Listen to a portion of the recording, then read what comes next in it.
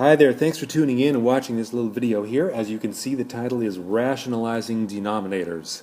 It's kind of long, so I'm going to talk sort of fast. I hope that's okay. So there are two things to really keep in mind when you're rationalizing the denominator of a fraction. Number one is to do not change the fraction's value. That is paramount importance here. The second thing, as the process describes, our goal is to convert the denominator of the fraction from an irrational number, and just parenthetically here, irrational numbers such as square root of 3, square root of x, cube root of a number, 1 plus the square root of a number, etc., etc. Those are all irrational numbers, and we're supposed to try to convert that from an irrational to a rational number. Okay, so there's my two overriding principles in this process. So let's take a look. Here's an example. So when we do not change the fraction's value, such as a divided by the square root of b. There's a fraction, the denominator is irrational. One thing that I can do that does not change the value of it is multiply by 1. If I multiply any number times 1, I still have that same number. I still have a divided by the square root of b.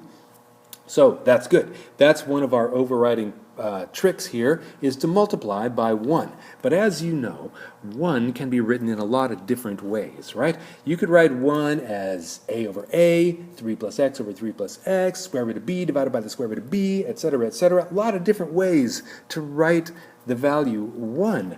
So if we take advantage of this in this fraction right here, what we're going to do really is multiply by some form of 1. Okay, so to really be specific here, the way we do this, rationalizing a denominator of a fraction, is to multiply by some form of 1.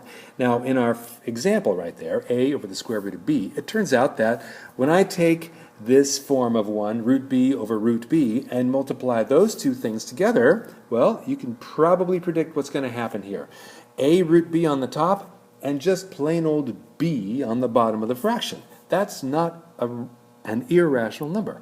Just b by itself is rational. So voila, we have done it. We did not change the value of the fraction, and we converted the denominator from an irrational number to a rational number.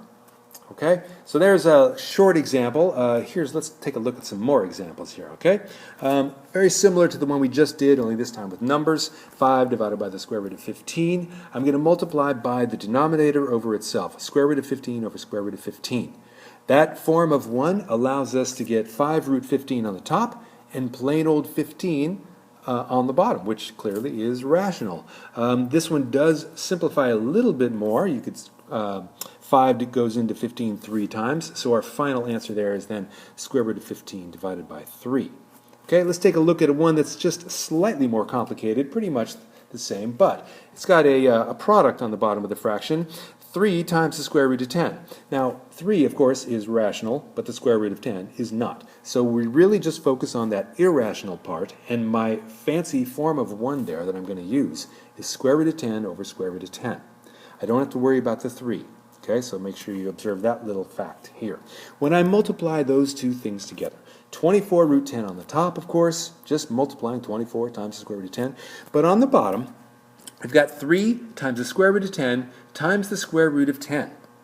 Okay, so square root of 10 times square root of 10 is 10, of course. So really what I've got is just 3 times 10, which I can just change to 30, and then 24 and 30 are both divisible by 6, so that fraction reduces down to 4 over 5, and so our answer there is 4 root 10 over 5. Okay, very similar to that previous example, but pay close attention to that little 3 there. Didn't really have to worry about it when we were doing the rationalizing of the denominator, because it's already rational. Let's look at another one. This one doesn't happen too often, but it's worth mentioning here. You don't really see too many examples of this, so I wanted to include this in my little video here. Instead of a square root on the bottom of a fraction, cube roots are often also irrational. So here's 2 divided by the cube root of 7. And my fancy form of 1 that I'm going to use here may surprise you with just a little bit. Here it is. I'm going to multiply by the cube root of 7 squared. I'll explain why we're doing it that way in just a second. But look right away here. When I multiply this fraction by the form of 1 being made up of the cube root of 7 squared over itself, on the top, of course, I just get 2 times the cube root of 7, but on the bottom, I get the cube root of 7 cubed. All right, cube roots and square roots and really any nth roots, as long as the root is the same, you just multiply that radicand number, those radicands together. So 7 times 7 squared is 7 cubed. And we have the cube root of 7 cubed on the bottom of this fraction. That's what we're aiming for there. We want the power of the number to match the root. By the way, if I instead multiplied the cube root of 7 times the cube root of 7, which you might think would be the way to go about doing this problem, really, that just gives me the cube root of 7 squared. That's not rational. That's still an irrational number. So that's why we had to multiply by the cube root of 7 squared to make the power of the radicand match the root. Okay, 7 cubed and cube root, those numbers match. So now, when I write that out there, I've still got that kind of awkward looking numerator, 2 times the cube root of 7 squared, but the denominator now is, to our great relief, a rational number. So that's how that works when there's cube roots there. Okay, like I said, you won't see that too often, but there's a quick little example on how that. Let's take a look at something that's vitally important for this process to continue, that is the process of rationalizing denominators. And we have to look at something called the conjugate of a binomial expression. Okay, rather than define it, I'll just show you a couple of examples here. There's a binomial, x plus 4, two things, right? A binomial. Its conjugate is just x minus 4. And if I took 5 minus the square root of y, the conjugate of that is just 5 plus the square root of y. Okay? So you get in the picture there of what a conjugate of a binomial is. It's the first number is the same, the second number is the opposite. First number is the same, second number is the opposite. Here's a few more examples. Okay? Negative 2 plus 3 root x. Well, the conjugate of that is negative 2 minus 3 root x. Or square root of x minus the square root of y. The conjugate of that is square root of x plus the square root of y. Again, first number is the same, second number is opposite. Now, the very important and interesting thing happens when you multiply a conjugate times its if you multiply a binomial times its conjugate, okay? Very important fact here. The product of a binomial and its own conjugate is always another binomial. Now, if you think about all the work you've done in algebra classes, when you multiply two binomials together, normally you get 3 or sometimes even 4 terms as the result of that. But in this special case, when you're multiplying a binomial by its conjugate, we have only another binomial as our answer. So let's take a look at this. Here's x plus 4 times x minus 4. You already know that that is x squared minus 16. Okay? Yeah, you've done that before a few times probably. The next one, 5 minus square root of y times 5 plus square root of y is 25 minus y. Now, I'm assuming here that in this video that you're familiar enough with the process of multiplying two binomials together that I'm not really going to describe it in too much detail. There will be some breakdown of this a little bit later on. But if you're not sure about how that works, you should stop the video here and work out that example for yourself on a piece of paper and work out the next 2 examples also, okay? So again, stop the video here, put it on pause, and try these out by hand if you're not really sure how I got this 25 minus y for this product here, okay? All right, so if you've done that, the other ones there, or maybe you can just see here that when you multiply those other binomials together, you're going to get 4 minus 9x for the third example that I have here. And the last one, square root of x and square root of y, that last example there just gives me x minus y. Now what I want you to notice here is that the products, the answers, let's say, of all of these little multiplication problems, none of them have square roots in them. All right? The last 3 examples, 5 minus root y times 5 plus y, and the next 2, those started off with radicals in the factors there that you're multiplying. But the product doesn't have any square roots. That's the key to that we're going to take advantage of when we rationalize the denominators of some other kinds of fractions, which I'll show you in just a second. It takes advantage of one of the most golden and important algebraic structures that we have in the whole language and mathematics of algebra, and that is this, that a minus b times a plus b is a squared minus b squared. That is something that is, like I say, should be chiseled in in platinum and put over your bathroom mirror and just memorized and worshipped every day. It is a hugely important algebraic structure. And we are taking advantage of that when we do this process of rationalizing a denominator. And there's a lot of other things that little structure is a key component of.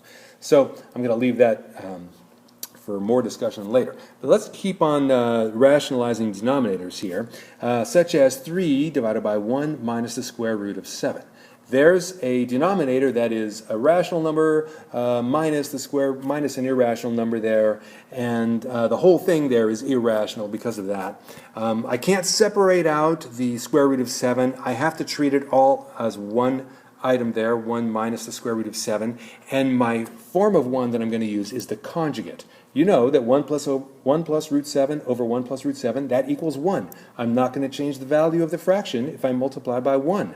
Okay? And it turns out that that conjugate there, 1 plus root 7, is the only number, let's say, in the entire universe that will turn that denominator into a rational number. Let's work it out. When you multiply the top, you just got 3 times 1 plus root 7.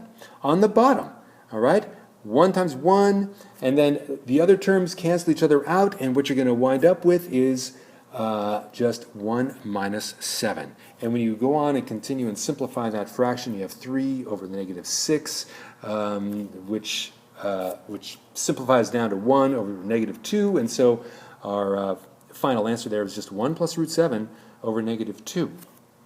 Okay, so take a look at that. Here's another example, just a little bit more complicated, more algebraic, I guess we'll call it. 2x over the square root of x minus 1. Once again, our fancy form of 1 that we are going to use here is the conjugate of the denominator, square root of x plus 1 over itself. And just like in the other examples, when I multiply the numerators straight across, I just have 2x times the square root of x plus 1. I didn't really change anything. I could use the distributive property if I wanted to, but there's not much point in doing that. Just leave it alone like that. On the bottom of the fraction there, though, I'm going to break this down a little bit for you. I'm multiplying those two binomials together. And, of course, when I take square root of x times the square root of x, that just gives me x. When I multiply square root of x times 1, of course, that's just the square root of x. And when I multiply negative 1 times the square root of x, I'm using this FOIL method that we sometimes call it, and multiplying two binomials, double distributive property, you could call it that too. I get negative square root of x. That's the key right there. That little event, when I multiply those terms, I end up with opposites in there. And of course, opposites, when you combine them, they cancel each other out. There's no more square root of x's anywhere on the bottom of the fraction. Okay, and then of course negative 1 times 1 is negative 1, and we're done. There's my answer. It's 2x times the square root of x plus 1 on top, and just plain old rational x minus 1 on the bottom of the fraction. Okay, so we didn't change the value, and the denominator is now rational. Let's do a couple more like that, ones that tend to get a little bit more complicated. Here's 2x minus 5 over 5 plus x. You can see my fancy form of 1 there, root 5 minus x over itself, and when I multiply the top, I just have those factors just sitting there. I'm not even going to try to bother to multiply them together. I'll just leave them as factors the way they are. That's fine. Just leave them like that. Okay? And however, on the bottom of the fraction, I have 5 minus x squared.